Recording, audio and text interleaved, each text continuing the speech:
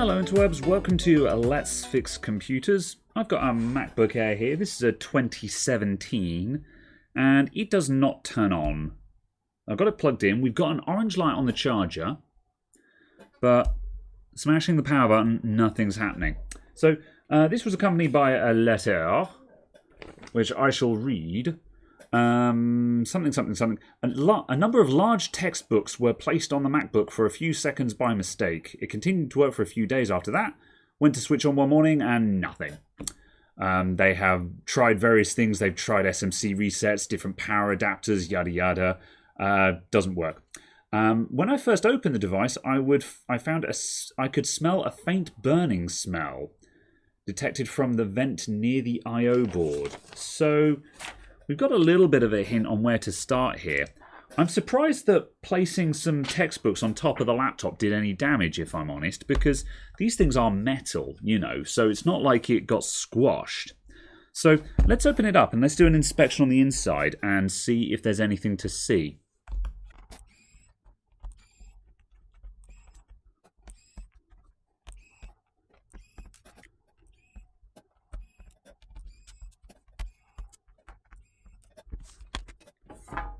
Okay, let's see. Any visible explosions? This guy is clean as a whistle on the inside. So you'll notice there's no SSD. This is because the customer removed it before sending it in, which is understandable. Obviously, they had data on there that they didn't want to send out. However, I don't see any problems. Okay, what I'm going to do, I'm going to disconnect the battery. Are we going to do our basic measurements first? Let's do our basic measurements first. Just see what we're up against here. Right, let's do our basic tests. Sorry for the reflections on the multimeter screen. I've got to get me an on-screen multimeter. I've done various attempts with this, but man, just filming a multimeter is astonishingly difficult. There we go, that'll do. Right, I'm going to put my black probe on ground. And the first thing I'm going to do is I'm going to check this big inductor here, the biggest inductor in the laptop. That is going to be for PP bus G3 hot, which on a MacBook Air should be at 8.6 volts. So we can measure it from the inductor, or there's a fuse directly underneath it. So I'm going to go for the fuse. And we have 8.6 volts. If we had 8.2 volts, that would mean that the SMC is not running. It starts at 8.2, then the SMC switches on and it bumps it up just a little bit to 8.6. So that tells us that the SMC is actually on and running, which is fair enough. So from that, we can also assume that we have PP3V42. We've got a light on the charger, so that should be there. And if we also check SMC reset, which I think is down here, 3.42, yeah, there's something there. I forget which pin it actually is, but there's a bunch of power around SMC reset. So from that, I can deduce that the SMC is up. Okay. So we've got the two critical power rails we need for this laptop to turn on. So I'm going to take out the logic board and the I/O board, and we're going to see if we can find anything that's exploded. Let's see how we do.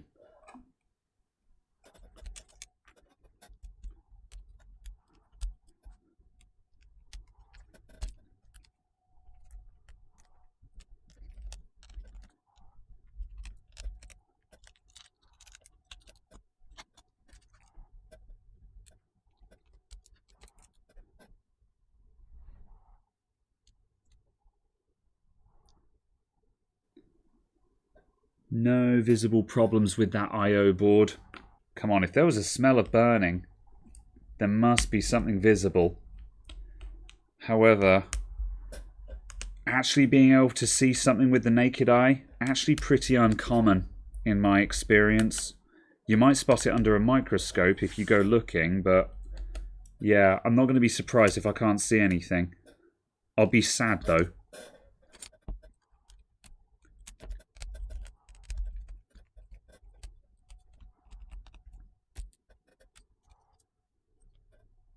And on the back of the logic board,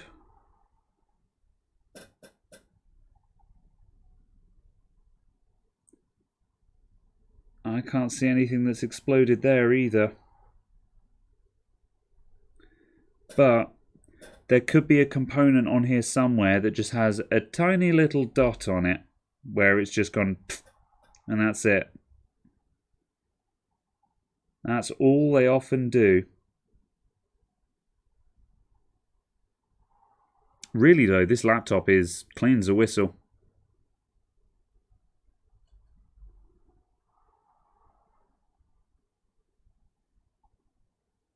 Oh, no it's not. I can see you. There we go. Wah, wah, wah, wah, wah. There's our guy. There's our guy. So that is one of the capacitors on CPU Vcore. I have a video already on this exact fault. Good. That's an easy one, that is. So what we will find... where's the changeover to that? I forget. So this is up on S5 Computing iSense or something like that. If my memory serves me, this is on PPBus G3 Hot. However, perhaps that's not low enough or not exploded enough to actually be causing a short circuit. Let's get the multimeter on that though and just see what exactly it's doing. Maybe it's blown open, because if it's blown open, then it won't be causing a short circuit. But also, it might be upsetting the system enough that it doesn't want to turn on. So if we're in continuity mode at the moment, so let's just see if we have a short anywhere in that area. So the resistance is... Oh, that's a dead short. Huh, fair enough. I'm amazed PPBus G3 Hot was up.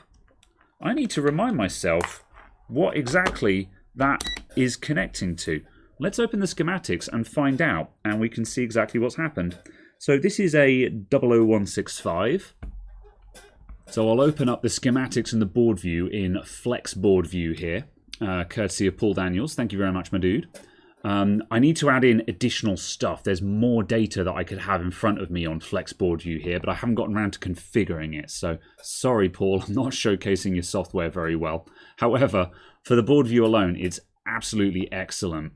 So our fault is with this guy here, Capacitor C7376.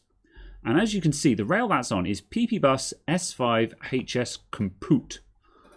And that connects back to this resistor here. And that resistor then connects back to PPBus G3 Hot. So this capacitor has a direct line into PPBus G3 Hot. So we have a dead short circuit. However, perhaps that short circuit wasn't enough to actually drag down PPBus G3 Hot. I don't know. I feel like I'm missing something here. Like this resistor, this is a current sense resistor. So it's not providing any kind of barrier. Either way, we have a shorted capacitor. We'll take it off the board, and I would wager this will come back to life. So let's get the hot air on. So while I'm setting this up and hot airing it off the board, we can talk about what I reckon happened. So I've seen these capacitors fail before. I don't know if they are prone to just falling over and dying. However, if we go with the theory that the computer had a bunch of heavy books stacked on top of it first, it's possible that the laptop flexed. And one of the failure modes of surface mount capacitors like this is if there is flex and motion in the board, they could fracture internally, which could cause an internal short on the capacitor and thus cause it to explode itself. So that would be my theory on what happened here, but that's my best guess if I'm honest. So let's put a little bit of flux on there.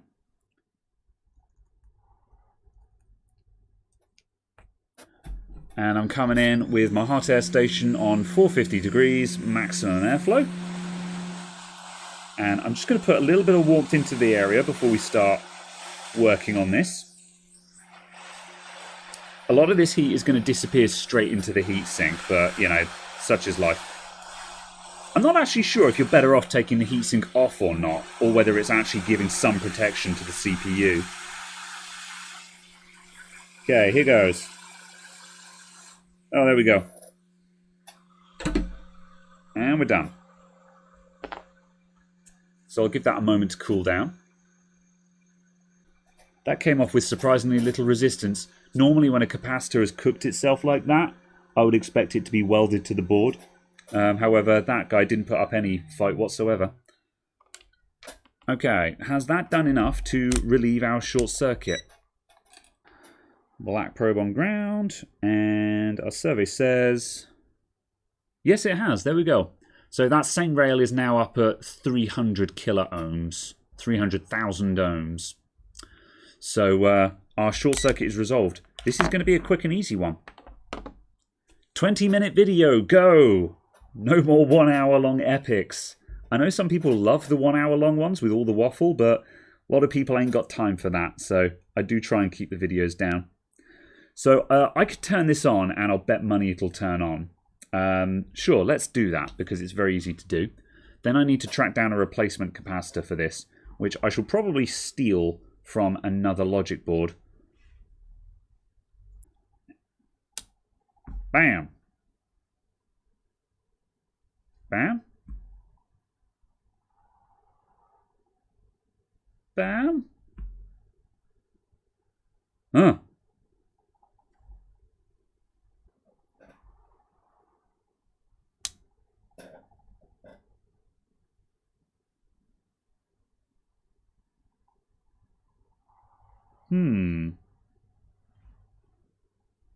That should be turning on. Let's check the rail. Sorry for the flickery multimeter cam, but it is a lot easier having that cam. I just need to get a better one. Right, let's have another look down there. Ooh, that rail is still missing. 1 volt. Okay, let's power that off a sec. Let's check the resistance again. We checked, and the short circuit was gone. Has it come back? Check the ground. There's the ground side. That side is open line. There's no short circuit there. So why has PP Bus G3 Hot just suddenly fallen over and died? What the hell just happened? We had PP Bus G3 Hot with a shorted capacitor on it. Then I removed the shorted capacitor and now we don't have PP Bus G3 Hot. How is that possible? Did we blow the fuse? If we check the fuse on that side, open line. Something else must be at play here. Checking again. PP Bus G3 Hot is at the fuse. Is it on the other side of the fuse? No, the fuse is gone.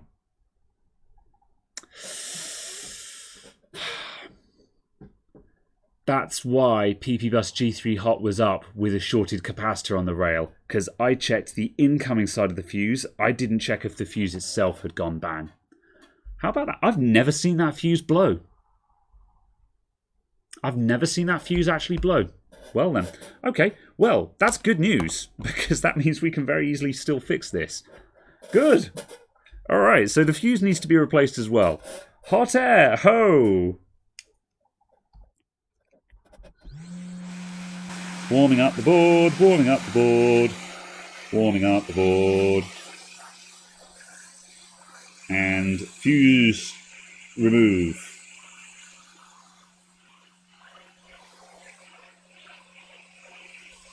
Remove. Don't make me have to take off the wireless card. Come on. I'm going to cook the wireless card. I don't know how sensitive the Wi-Fi card is. However, there's one screw to remove it. So let's not mess about. Ow! Damn it. Ow. Ow. I am a professional.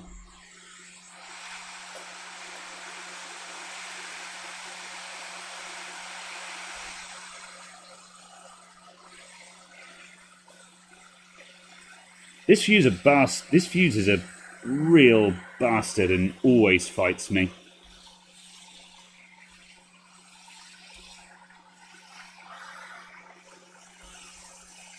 There we go. Fuse defused. I'm going to let the board cool down because I felt like I was being a bit rough with it then. I'm going to give it a break. Done a board, it's got a fuse, got some caps. The number is, under all this dust, a 2796. And I'm looking for a 62 UF 11 volt capacitor. And it's got some on its own PP Bus G3 hotline. So 7043, I'm stealing you. It's going to be one of these, isn't it? 7043, next to the fuse that I want. Perfect. A little bit dusty, but it's still good. It's still good.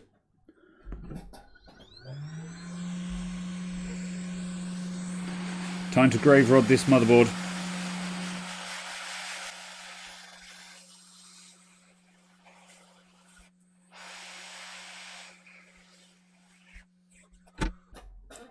And just to make sure our parts actually work, that fuse is fine. And the capacitor, I'll just quickly chuck that on my transistor tester here just to check its health.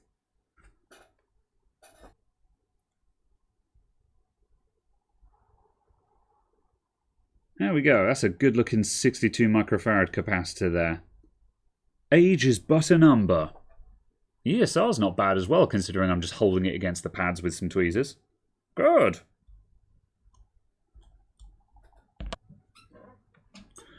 Right, we'll just give the pads a little bit of love with some fresh solder before we put anything new on them.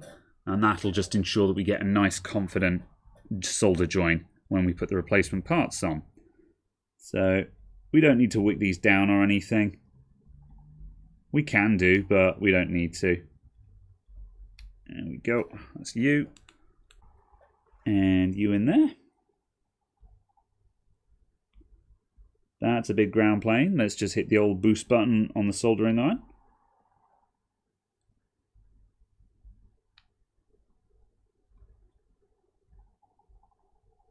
There we go. There is a bit too much solder in there now. I'm going to try and take a bit back.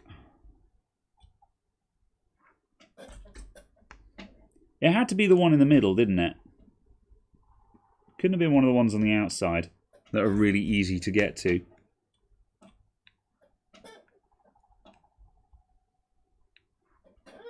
Alright, that'll do. The hot air will take care of the rest. More flux. More flux.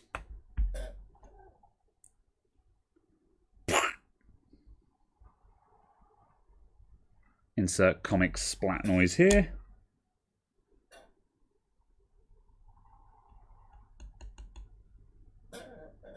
And hot air again. So I'm just going to bring my airflow down a bit more now. I'm going to go down to about 50% to put stuff back on the board. You might need to go lower for small components, but these parts are pretty big, so...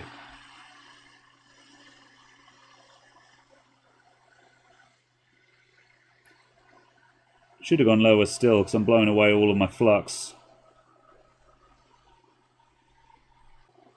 Come on. On you go.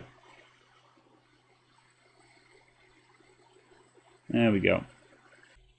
That'll do. And this guy.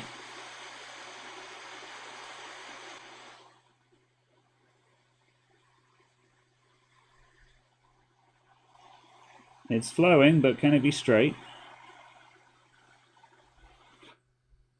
That'll do. And now I'm just going to stab the end with the soldering iron just to pick up that big old solder blob that's oozed out. And stab. And stab. Yeah, that'll do. That looks good.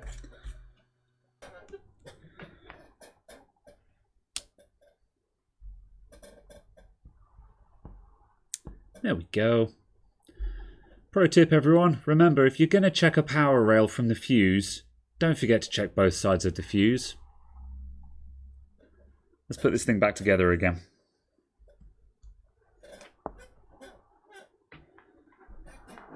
Right, we're done. And I'm just going to boot it up off of a USB boot drive, just so we can actually get some kind of operating system running. I mean, as long as we get power, then that proves the point. That on? Yep, it is. I needed to hold down Option then, and I didn't. Am I going to need to turn you off and on again? I think it's going to go to a flashing question mark folder. Alright, it's rebooting. There we go. That'll do. Let's start loading up the Catalina installer, because why the heck not? Right, there we go. That we're finished. So this was a very straightforward one. Shorted capacitor on PP bus G3 hot. But kind of funny there how just a very, very simple mistake that I made at the very beginning by measuring that fuse on the wrong side, because I just didn't expect the fuse to be blown. I missed completely critical information and was like, yeah, PP bus G3 hot is completely fine, when actually it was shorted to ground and had a blown fuse. So yeah, that's kind of interesting. Simple mistakes that can show you that just a little misread can lead you completely in the wrong direction. But also, again, even though I was saying, you know, you can rarely see faults with the naked eye, well, apart from liquid damage, obviously, we also saw just then that it's always worth looking, because if you have a look, you might just spot it straight away. So yeah, thank you very much for watching, everyone. I hope that was interesting. And as always, thank you very much to all of my supporters. Links to the Discord, the Patreon, Twitter, etc. all in the description down below. And I'll see you guys next time. Bye.